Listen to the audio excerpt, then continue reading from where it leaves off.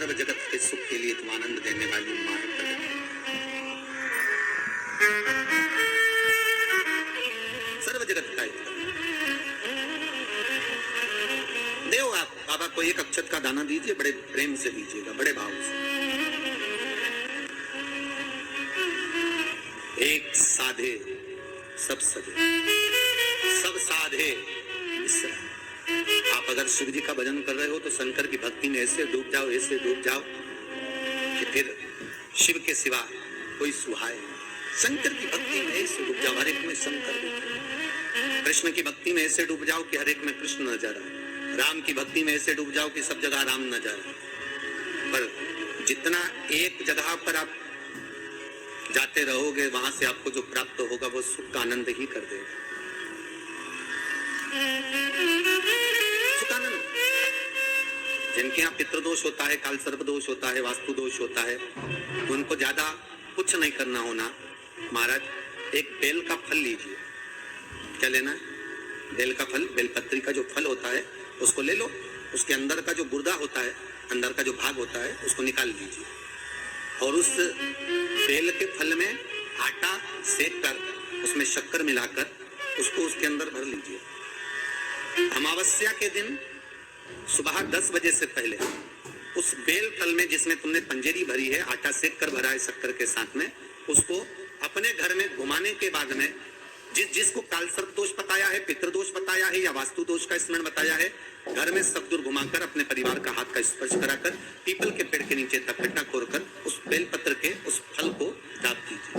उस फल को उसमें दबा दीजिए।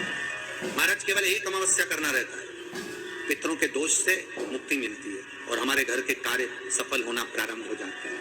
काटता होती है, कार्य में सफलता प्राप्त होने लगती है। हम तो कई बार कहते हैं महाराज जी, अगर ऐसा लगे किसी औषधि को आप ले रहे हैं, मालूम पड़े कि औषधि आपको लग नहीं रही है, शिव महापुराण की कथा करेंगे। मान लो औषधि आपको नहीं लग रही, आपने औषधि बहुत दिनों से ले रहे हो, कोई दवाई, मान लो आप किसी भी दवाई को ग्रहण कर रहे हैं और वो औषधि लगी नहीं रही है, वो शरीर को लगी नहीं पा रही और आप ठीक ही नहीं हो पा रहे। 15 दिन हो गए, 8 दिन हो गए, बताओ उतना की उतना ही कैटरीना है, उतना ही उतना अपना भरा हुआ, वही की वही लीवर, वही की वही किडनी, वही की वही स्मरण, सभी कुछ वही वही उतने की उतना ही। बीपी भी ऊंचा नीचा चल रहा है पर लेवल में नहीं आ रहा, शुगर भी लेवल में नहीं आ रही, तो प्रयास करा करो महाराज।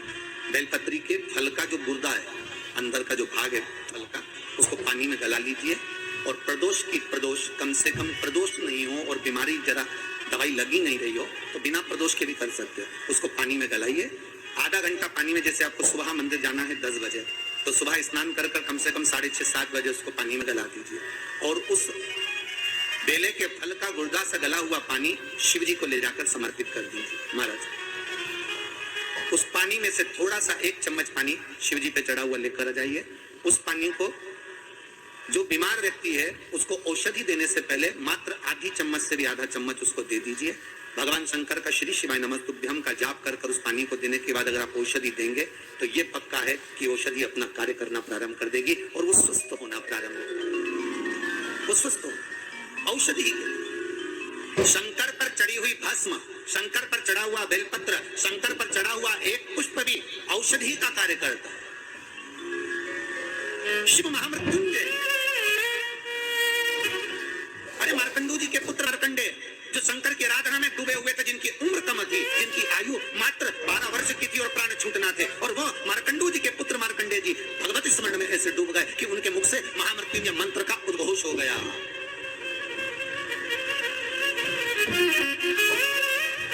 भगवान शिव के नाम का उद्घोष हो गया। जैसे नंदी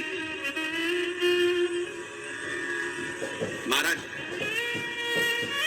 शिलाद नाम का ब्राह्मण जिनको ऋषि भी कहा गया, जिनका नाम था शिला, क्या नाम है उनका? जम के बोलिए। शिला ब्राह्मण है, ऋषिवर है और शिलाद ब्राह्मण है, ऋषि हैं, बड़े शिव के भगत है, शंकर का बहुत अनुमोदन करते हैं, शिव का स्मरण में वो हमेशा डूबे रहते हैं और उनका एक नाम स्मरण केवल ओमकार का ध्वनि करना और ओम नाम में डूबे रहना। ओम नमः शिवाय,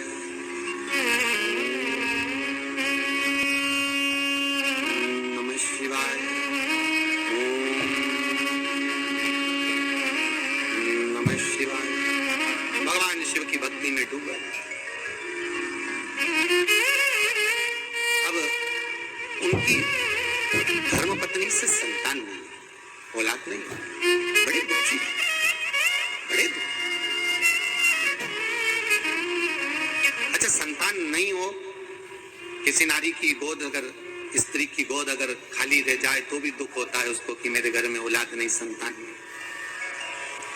हम कई बार कहे, आज फिर कहते हैं, ये टेस्ट भी बाद में कराना, सारी जांचें बाद में कराना। एक बार शंकर का भजन कर देखना। पिछले वर्ष कथा में तुमरुका जी की जो कथा कही थी, यूट्यूब पर डली हुई, अगर आप लोगों ने नहीं सुनी हो तो उसको निकालना यूट्यूब पर। श्री तुमरुका शिव महापुराण की कथा में कही थी, तुमरुका जी का व्याख्यान, उसमें वर्णन किया था। सब जगह से अगर हार जाओ और सारे रिपोर्ट आपकी आपने शत्रु दिखा ली, तो एक बार शंकर पर भरोसा कर तुमरुका जी का नाम लेकर सफेद आंकड़े की जड़ को शिव जी पे से रजस्वला धर्म के 7वें दिन 21 बार घुमा लो, नाम गोत्र बोलकर कमर में लाल धागे में बांध लो, पीपल के पत्ते शिव जी को चढ़ाओ, उठा कर लाओ, उस एक पत्ते को रात्रि को गाय के दूध में उकालो और उस दूध को दोनों पति पत्नी पियो, साथ रहिए। समय आएगा, बाबा चाहेगा तो 3 या 4 महीने में गर्भ ठहर ही जाएगा। सारे डॉक्टरों को दिखा लिया अपनी जगह, टेस्ट भी करवा लिया अपनी जगह, एक बार प्रयोग, और वो विश्वास रखकर करना पड़ेगा। शंकर पर जो भी कार्य कर रहे हो आप, जो उपाय कर रहे हो आप,